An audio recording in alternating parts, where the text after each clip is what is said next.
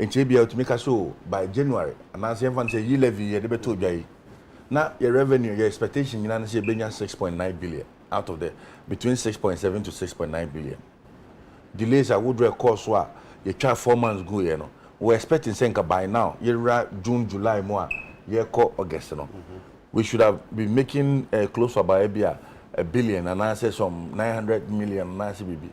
But once your projections are not coming, now the financial team will sit down to review all those sort of shit.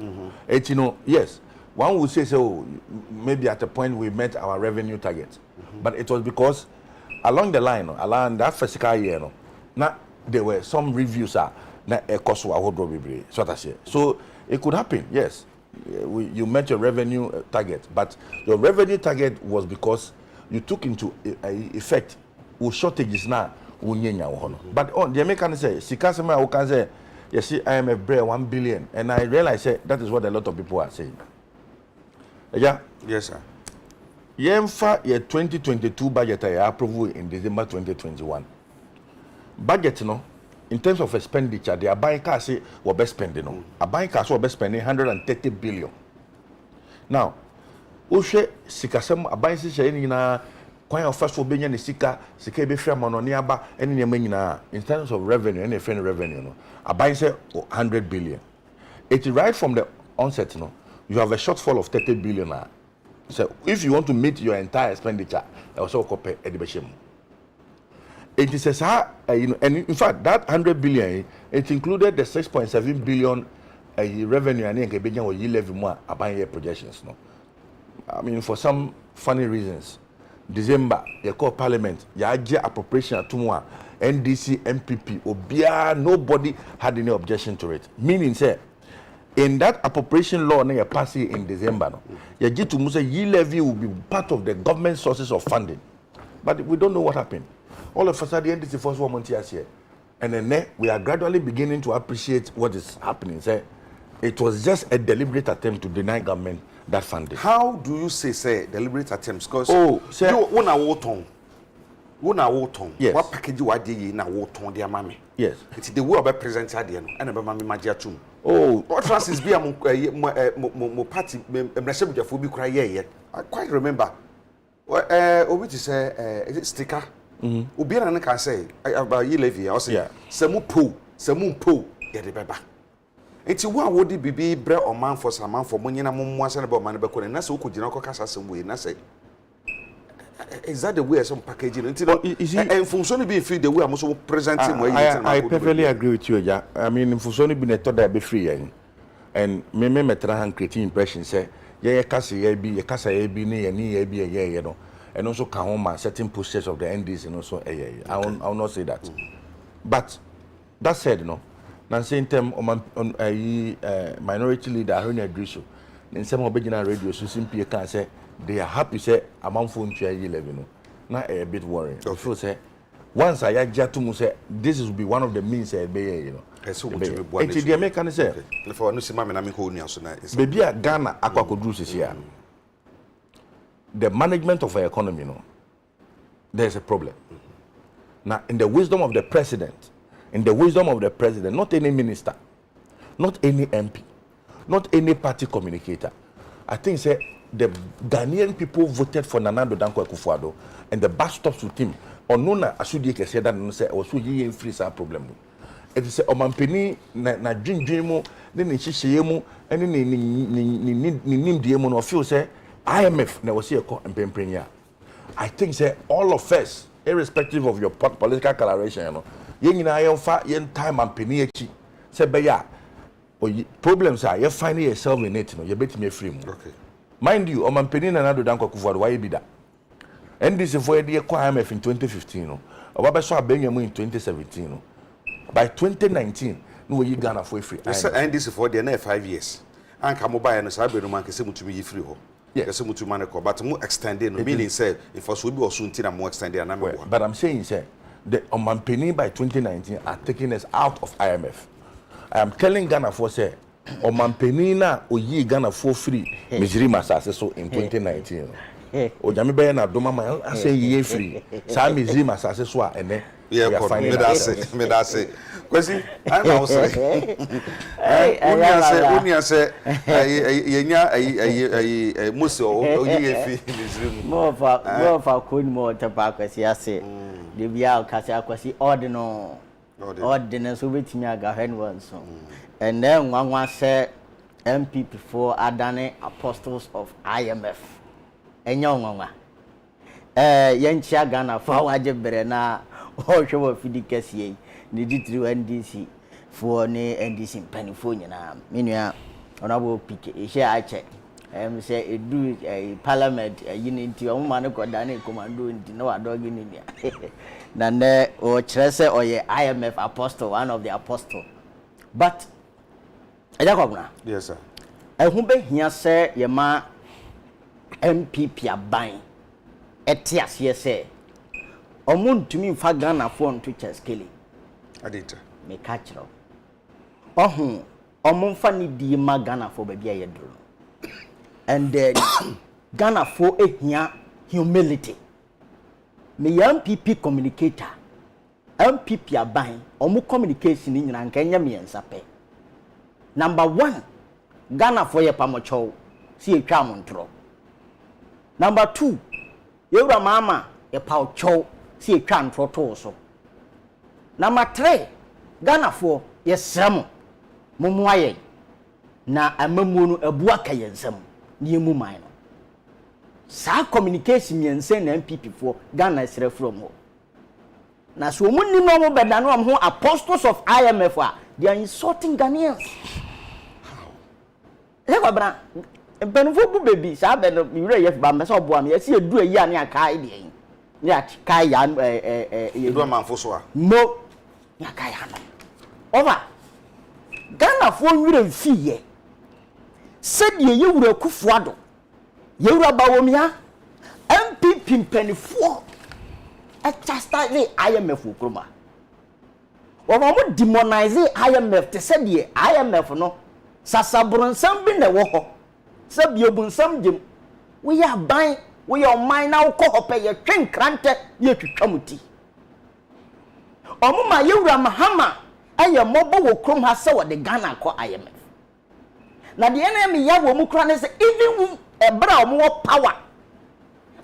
power economy na gija atetia pansam empenfo nim di wo economics mu kire se be bia edu de uhia se mo kwa IMF ni nyina mu wo mu gina mu esopa IMF eba ne se na fofia ntoata no mo ade echi ya omadane omo ho apostles of IMF wo fa adanko dada den sam na Ghana fo twom asam wei omo kasa bebrebe ba sa court wei na be court wo ba bia yewura Mahmoud Bawumia the economic messiah said you were for the friend no we year 2015 March 24th now one of his economic lectures or say Mr. Chairman the IMF bailout was totally avoidable now or address it tama na Ghana President Mama Diako IMF the IMF bailout was totally avoidable if the government had listened to Ahana me pesa Ghana Fontaine had listened to sound advice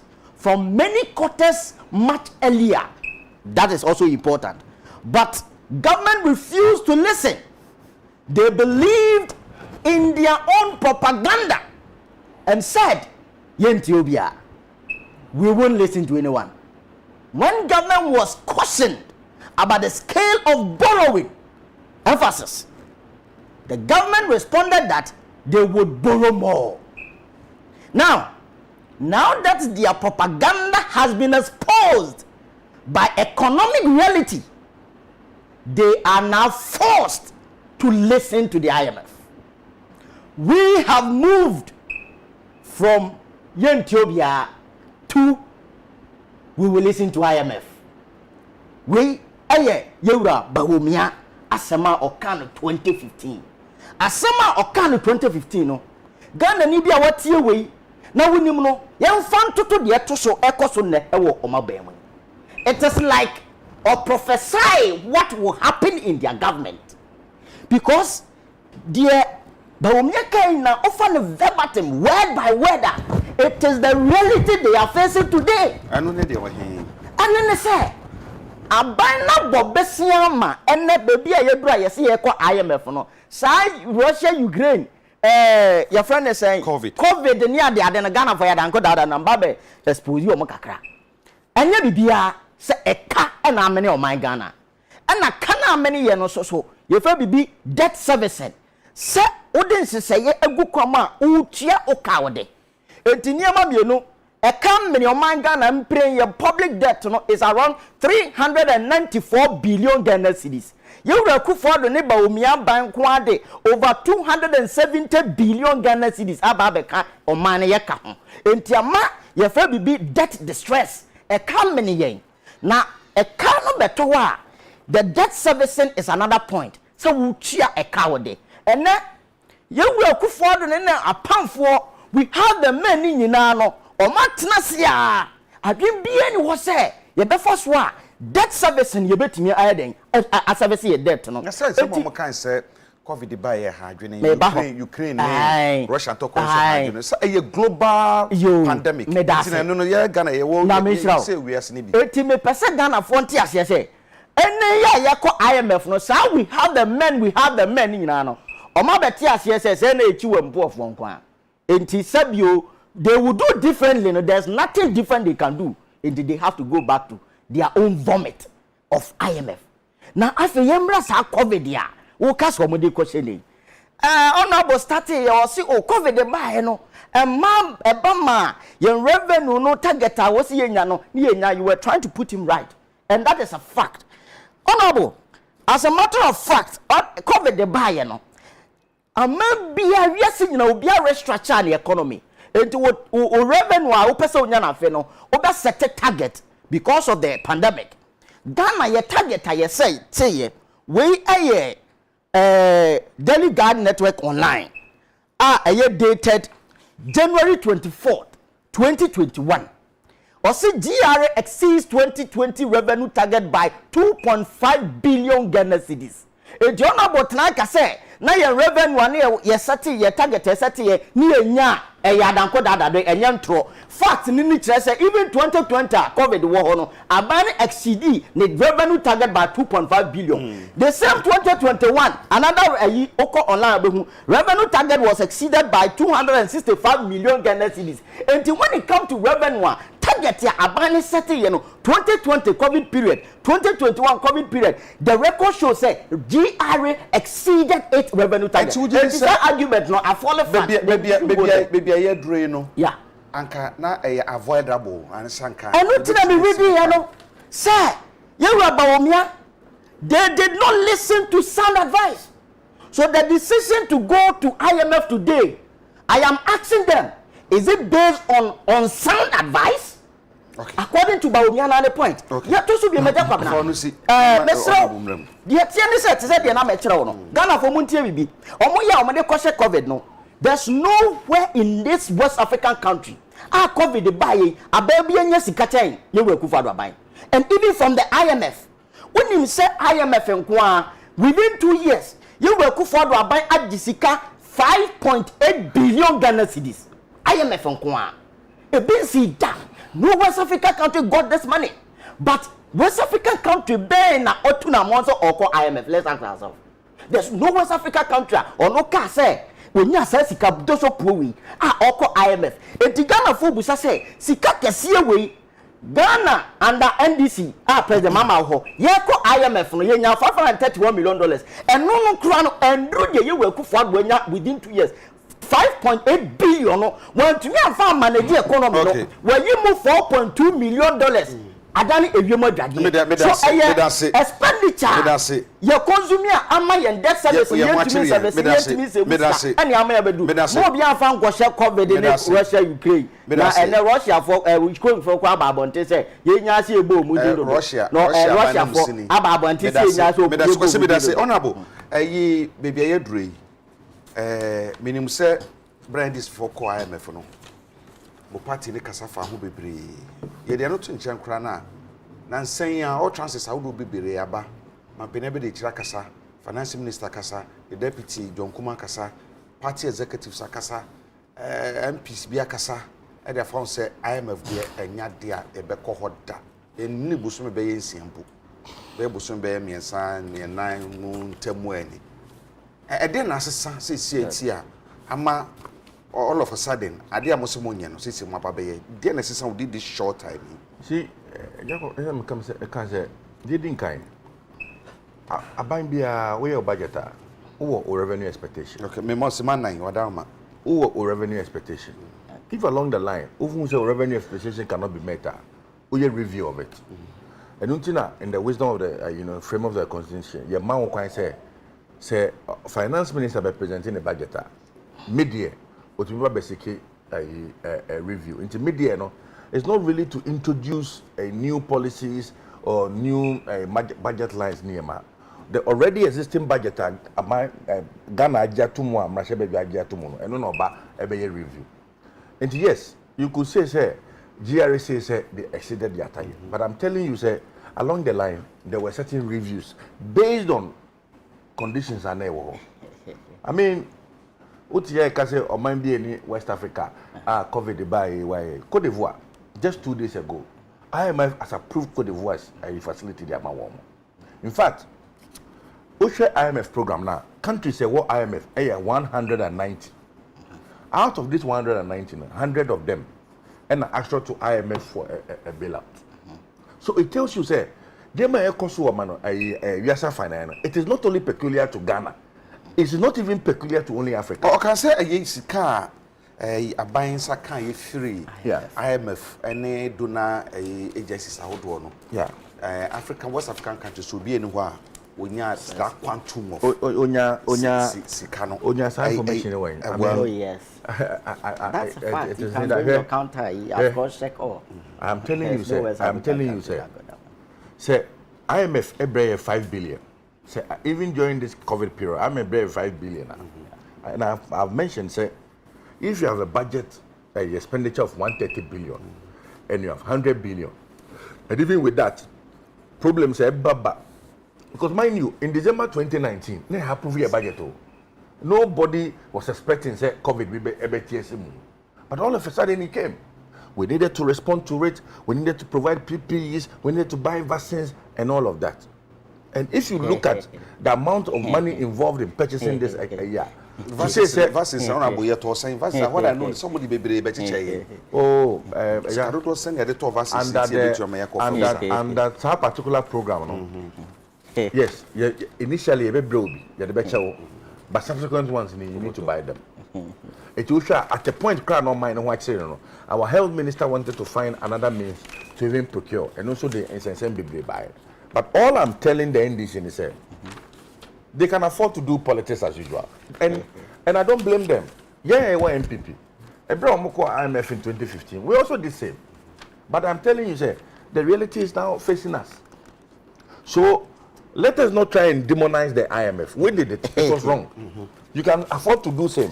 It may be wrong in your time. But say that should be you don't know what will happen to you. Certain conditions like COVID can happen to you. Obi say you buying fairly. I'm not too sure about such failure. I mean, you say buying fairly. And I'm actually say, obey man none wanting. They be a corner jumaba. Say be obi kaso be born a besia crowd see they be mempe because mitimi ye madwuma enya sika no. One day oko car no ne nan nyina bubu.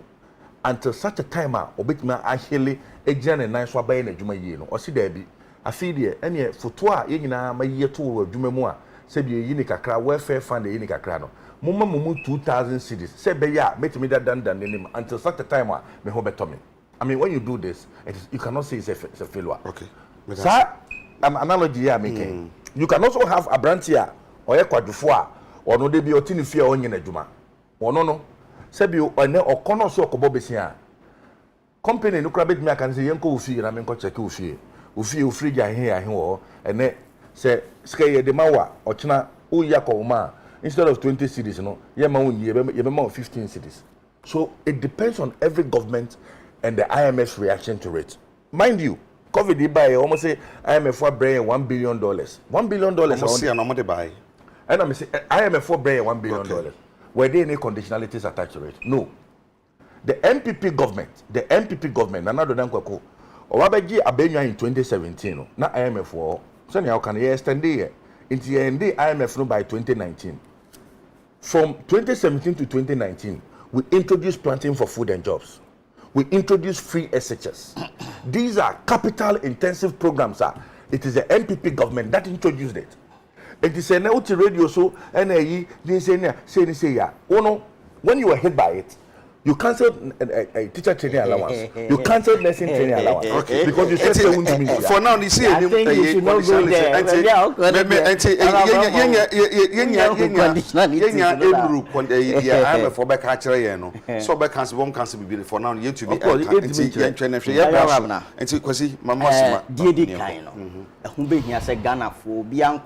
Website near Professor Gogolaba near the status of Cote d'Ivoire as far as IMF program is concerned. It will punk Mako Kasim we am exposing it. Fact na babonti. It really will become a sorrow a menko. The tosubium. You see the NDC. Yeah, ya call IMF pen. We have never demonized IMF in this country. Mona mo trem ho. Moses Samu party communicators nyina edigu IMF so wo kroma Ghana fo ni masama mo sopa IMF ankasaendre ti eya they said you know okay finance minister town country meeting ya mo koyeye wo se yenkwa IMF na yenkwa IMF chena na de tin ya ndi anche ono akasa ni deputy yewra donkuma ekogina parliament yenkwa IMF na yenkwa IMF chena wofa edi ne si ya fofia ntwata na obehuni ni abam na ene mo sesa munkuku ni munkaka mabobo Ghana te se bede na mo de ye ko IMF di ne si ye. We have to ask them this critical question because Enrique Hayana both finance minister and his deputy ejina simpie so ka kire Ghana for say yenko IMF na yenko IMF na what were they standing on na dia na na mo gina so mo free suntia ade chen ya yes ye ko IMF adanko that story no e does we cannot contain them anymore. Anything that I make a choice say honorable the best communication for you people now is Ghana for a pamacho Ghana for a pamacho Yura mama a pamacho Yura mama a pamacho no catch a Ghana for say baby a drone the center cannot hold over make us a mitro when him say when it comes to the bailout na ye kona Ghana your major problem no tell them no e debt enti ya debt restructuring any echo then debt restructuring no e che say enkofo aban ne di won kan nyina no saambre ne ye ne wo mokwa kwatena se ne ya say ka ye di mu ye ntimi ntua o ebere ya ma say ye ntimi ntua enti nke say ye twibere ne mu kura de ya pa ne say local banks amabobo aban ne besia no sa local banks ni nyina no say ye call debt restructuring na sabanks ni na ban be ka chomo say sa ke ya ye di mu saambre ye ntimi ntua enti ya hwe ya Jakabine, banks are who do eba begu okrom haninya mekwa na enwu yamobo. Ana economic hardship ayeba be komo no. MPP abanem pese o meka no credit reality there. Ama Ghana for hu. Enti media me pese Ghana for nti ahye se. Enkofo awemu ye hu omo dada. Omama ye hu se ye bane na da omodimu abomu PhD. Enti abanya wo dada ni tima mo fo pa ya MPP aban enti ma wo bia soso sa ne ma mo yei ne kire se IMF fo na mo ba no facts na mo de ba betu dwan ye nyina ye bedi a kire ne expose aban ye ka che ne se ewie mo dwade because me de ma nusia no wo se ye to PP is ne ade wo se sa Ghana fo sika tete sika 6 trillion e de akonto se bio Veronica Bucket any hand sanitizer de commerce school for say wo to PP why na to Veronica Bucket ne hand sanitizer 6 trillion Ghana cedis ada Veronica Bucket ni dey free said you have an adeba crop ati go for wo de o ma se wo man no na wo se Ghana fo nyina kan including any o mo free ho na me ya do ma 2024 be manage the economy that is the only solution Peter kwese mensa ya kwese me das papa honorable Davis ansa poku OPK so me das papa so nyabre ebaye medin e de eja kwabram na aji wakọ de ne kasebo no brem I have nsemi afi na hyase ye no be hia ade nkwa no meeting no kwa mu hia nkomudi de betumi teke ba busu mi nsia kwaboso me nkron enti no yenim de besi enti ye nyina ye beka ne aja bi kaja bi ne atam kuchu ne atwen ye befum baba bia no ye so de ho nsam ababrem edam nyina ase ama mo ne hwe adom dom ye na ochina ye besen hia ya kramo